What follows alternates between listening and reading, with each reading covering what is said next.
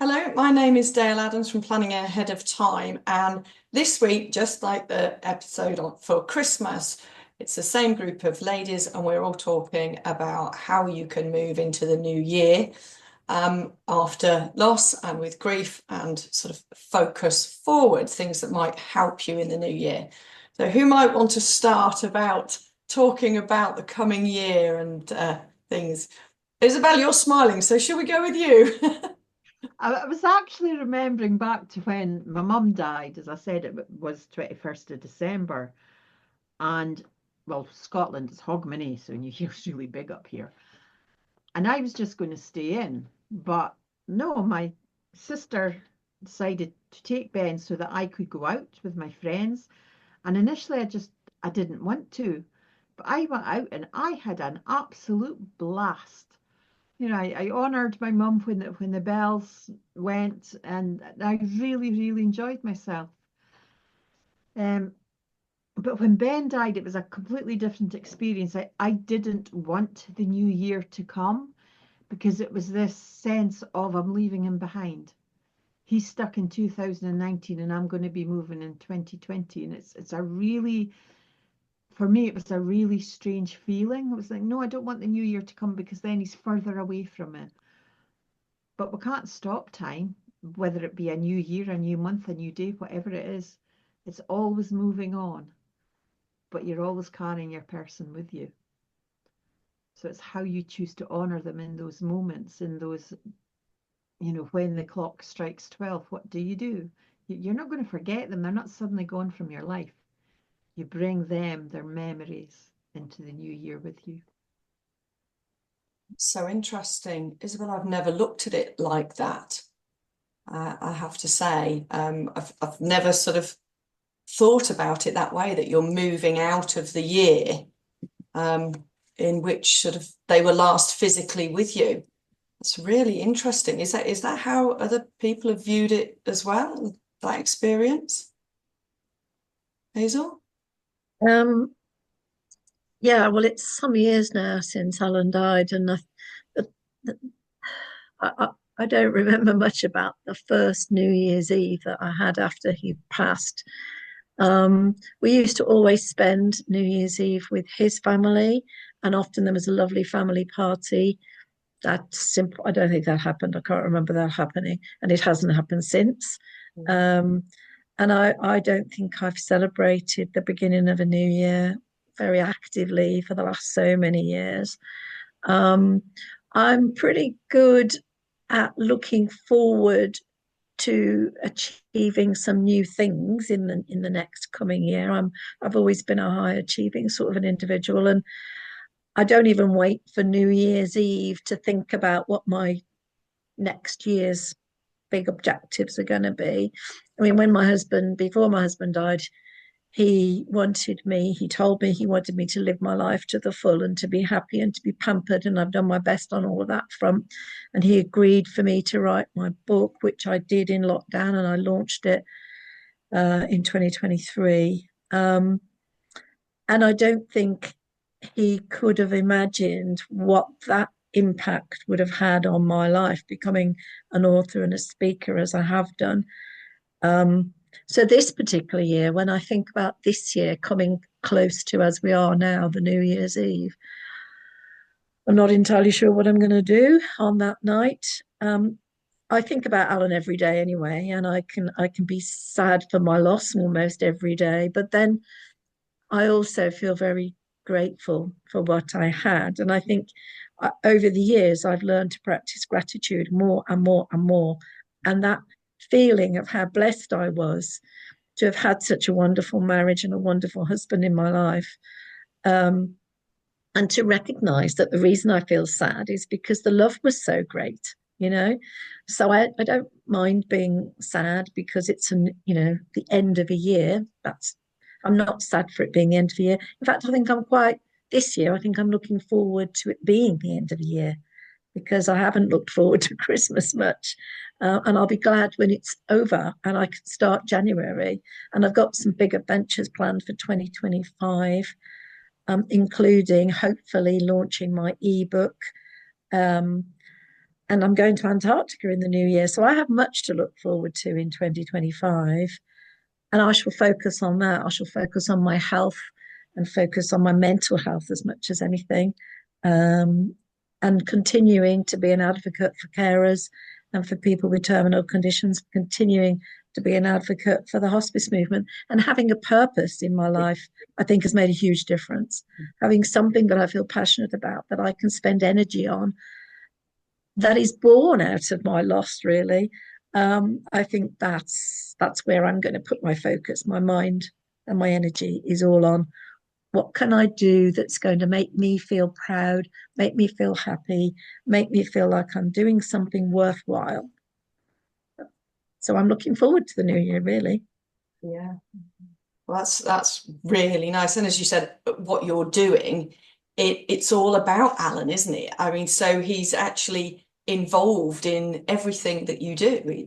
His spirit is there throughout. So you're sort of taking him with you on that journey, really, because it's all with him in mind, isn't it? Yep. Yeah. And Tina? I am a bit of a bar humbug girl when it comes to New Year, because I lived in Scotland for a while when I did have some quite enjoyable New Year's. But when I am here back in England in Devon, for years I just feel like it's a bit of forced fun, and this whole kind of like, you're going to go out and you're going to have a wonderful time, or friends are going to come around, you're going to have a wonderful time. And I think the majority of people are doing absolutely nothing at New Year potentially. So a couple of years ago, I decided to be okay with that. And I have a habit of trying to think about, as the years turn, the rhythm of that, and the fact that what is the legacy that's going from my recent past experiences in the last year into the year ahead. And I think of the legacy of the people that I've lost, like I've lost my brother-in-law recently, a friend, and obviously mum 7 years ago, and my gran before that, who kind of raised me. And I think of these people and I think, what is there in me that kind of comes from them? Like maybe a habit I've got, or a saying I do, or just anything really, or even something I choose not to do because they did that, and I don't know if that's a bit of me. So I kind of do this kind of little thing. And I also talk to people who aren't on this mortal plane anymore by trying to find the night sky. I might chat to the moon. I might say out loud, I've been thinking about you guys. I just verbalize a bit of that emotion, and I find that quite helpful. But also, my mum died on the 16th of December, and my whole family just struggled with it being so near to Christmas time. And so everyone said, right, let's think about her more on her birthday, which happens to be in April. So going into the year ahead, we do more of a remembrance of mum on her birthday, and just say, like, my sister calls it a heavenly birthday because that's my sister's belief system. But, on mum's heavenly birthday, she would have been 80 in 2025. So kind of a little thinking about that. But yeah, I think just trying to be hopeful and holding the hope for what's ahead. And I really liked both what Isabel and Hazel said about that idea that, you're leaving behind something, but what's coming up could still be joyful. And I think I just want to briefly say, as a nurse, one of the most aha moments in my career was when I was a 23-year-old young woman, and I took a man in his late 90s into the bathroom to have his bath, and he wanted me to stay with him. So imagine him in a bath full of bubbles, and I'm sitting on the toilet with the lid down, chatting as a nurse to this older man. And he was just an incredible human, and he'd never been in hospital since his early 20s when he'd had some sort of operation. So this was quite novel for him. And I said to him, when do you think was the best time of your life, the best decade? Imagining as a woman in her 20s, he was going to say his 20s, his 30s. And he really thought about it, and he said, I think probably my 70s. And that really surprised me. And he said, because I was very clear in my own self who I was, I started to lose people in my life. I started to give myself the freedoms to enjoy what was ahead because you never know how long you've got. And it was a very happy time. And here I am in my 90s, he said, and the only reason that was the best is because I'm just less able now.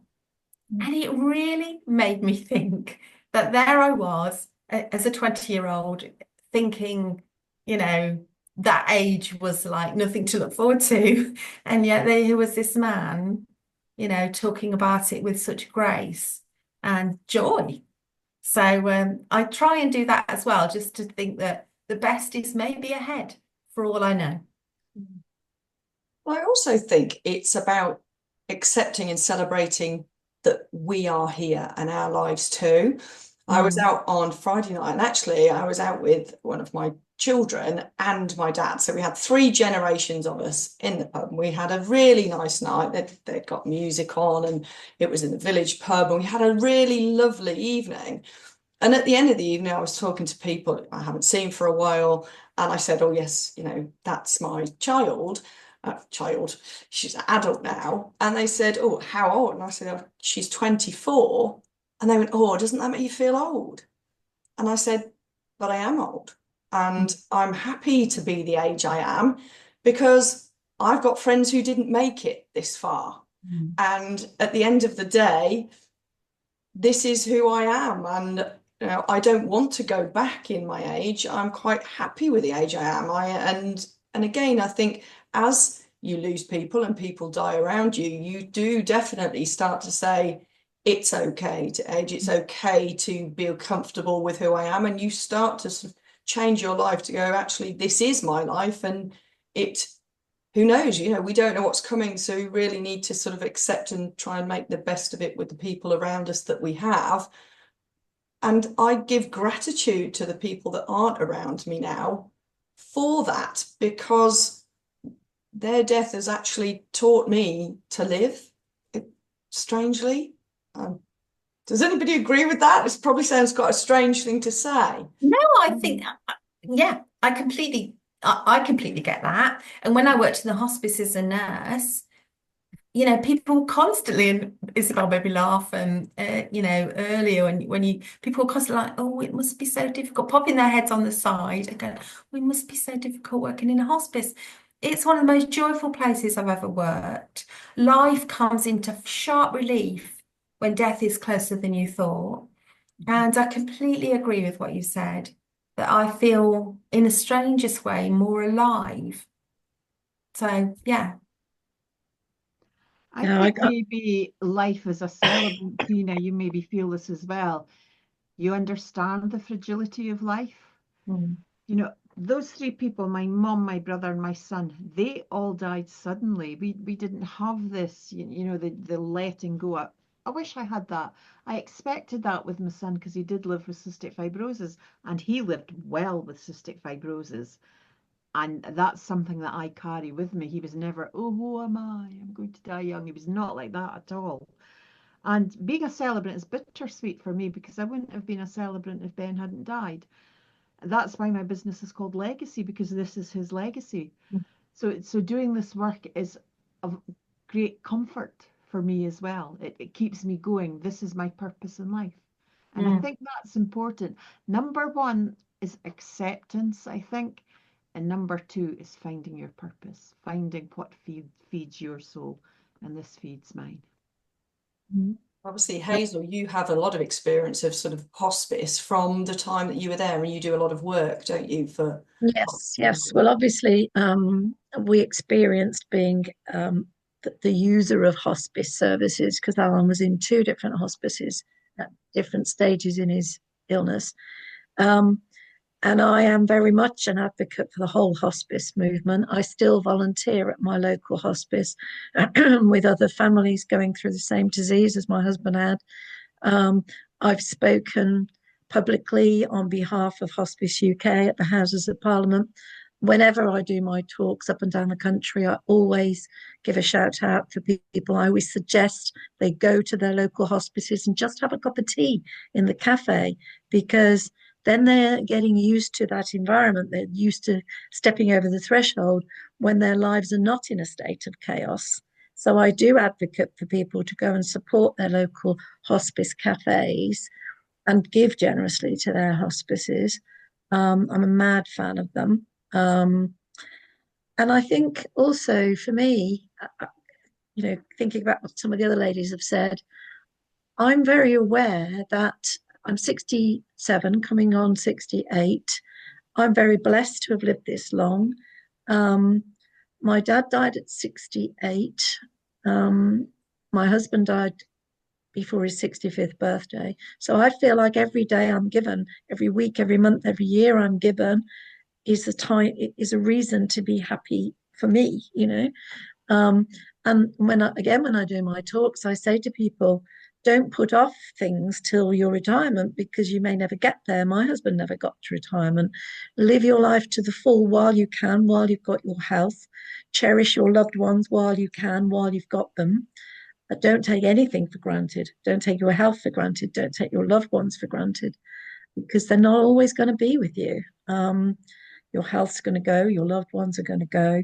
And people sometimes think I'm being morbid when I say these things, but I think I've come to terms with the fact that I will die one day and I want to lead the best life I can while I'm alive.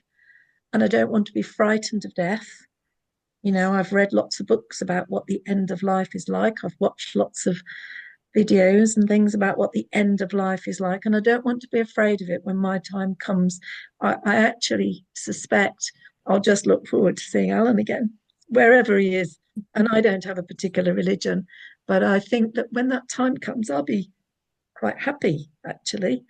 And although I'm not as happy as I once was when my life was full with him in it, I am terribly grateful for the life I've got. And I've saved the life of my brother recently. I donated a kidney to save the life of my brother. And that was the greatest gift I can give to any human being. And I just think we should all live our lives as if it's going to end tomorrow. We should live our lives as if there isn't much left of our lives, because we don't know what's on the other side. Most of us don't know. Some of us are in touch with the other side, but I don't know really what's on the other side. I just want to make the most of this life and hope that there's something wonderful on the other side. And if there is, I'm jolly well going to enjoy that as well. And Isabel, with you just saying, all three were sort of unexpected and, sudden deaths, then everything that Hazel said really sort of resonates against that, doesn't it? Because you don't know, and yet again, you are now honouring them in the work that you're doing. You are honouring them every day. And I think both of you mentioned the word purpose, and I think it's so true, isn't it? Yeah. And balance as well. I mean, I think some honestly beautiful things have been said in this session. And sometimes I run a session for people about death and dying, and I give them a number as they enter in an envelope, and they don't know what the number is. And then during the session, we open the envelope, and the number, which could be any number, is how many days they've unexpectedly realised they've got to live. Now, when you've got a high number, people are like, oh, okay. People with the low numbers, you're like, how does that feel if today you realise you've only got 352 days to live, or 14 or whatever? And they were like, wow, that's a big thing. And you ask them if they would change anything. And universally, they say they would have a lot more balance in their life.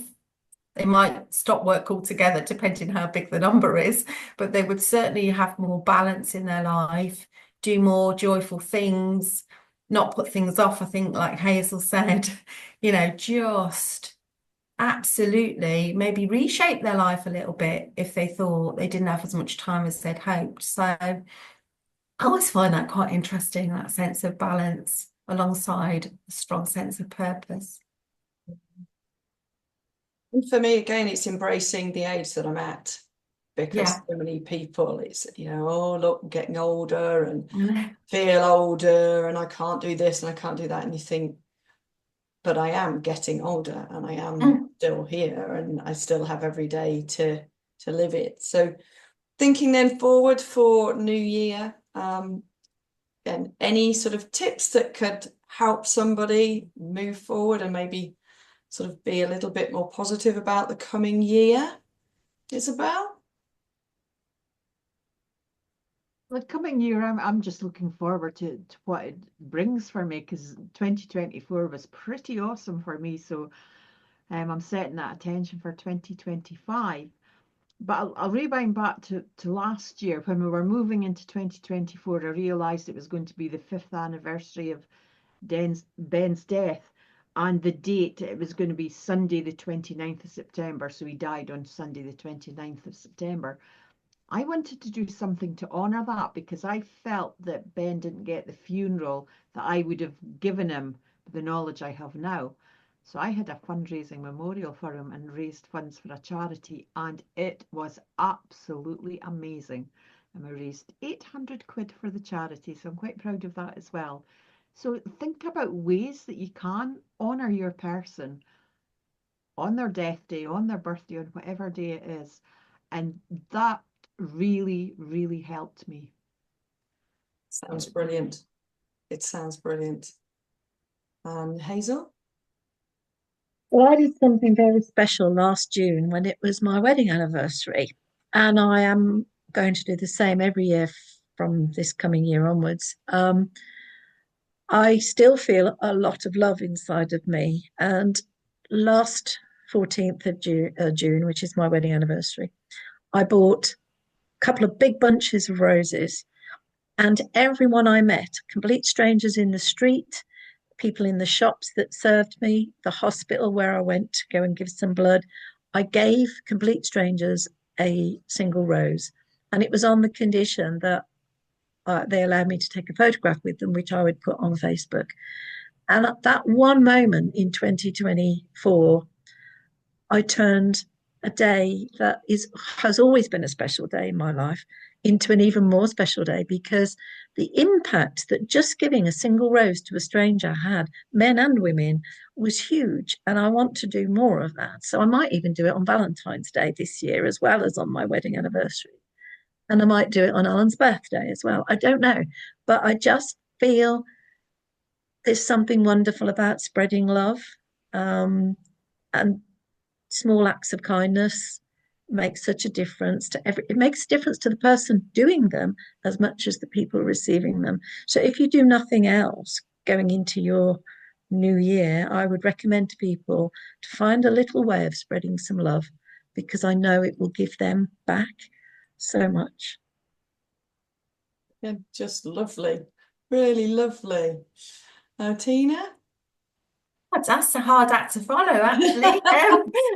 Yeah, I think it was making me think about how you can take that honouring and love into the year ahead by doing something around missing your person, based on what Isabel said as well. And I think that, like, sometimes I try and honour the dreams and wishes of those who are no longer around. So my mum loved Tenby and sea swimming. I do a lot more sea swimming than I ever did before she passed, but I've been to Tenby once or twice because she absolutely loved that place, and I'm getting a growing affection for Wales and Tenby that I didn't have in my younger life, and some of the dreams and wishes I know she had that she never got to fulfill. I think, well, maybe I can take those forward into my own life in small ways as well as big ways. So there's that, and I think continued gratitude. So I absolutely practice small gratitudes every day. I think people get confused about gratitude practice and think they've got to be grateful for the planet and for big things. But I'm really grateful for a comfortable bed, for the fact that I've got a parking space, for the fact that I've got good friends, small, meaningful things. And I take those gratitudes into my life ahead, and that makes me, contented. So, yeah, so that would be some of my thoughts. Well, we basically talked about intention setting was mentioned, and I think that's also a big one of how you want to move forward into 2025 and setting that as an intention. I think the gratitude, we've all again mentioned that in some way or other, and having gratitude for the life we have and things, obviously the things around us all the time. I think also the organising something, whether it's for charity that's a relevant charity or giving any way, when you give of service to other people, it always makes you feel feel better and feel good about yourself. And actually, all of us sat here all give of our time to other people to help them, and we're all doing something that is in honor of somebody that we've loved and lost. So I think that in itself, it is the purpose. And that's a big one that's come up, is actually having a purpose, finding what that purpose is, and bringing joy to other people as much as possible, and helping them as we go about our lives. And we're doing it in honor of our loved ones, and I think that's so important. So thank you very much all for joining me as we go through Christmas and into the new year. And I hope that everybody has a lovely Christmas time in whatever way they grieve through it, and can come out and have a nice positive 2025. And to you, Dayle. Thank you for hosting. Thank you. No problem. Thank you. And lovely to meet the other ladies as well. Yeah, what a nice bunch of folks. That was very pleasing. Indeed.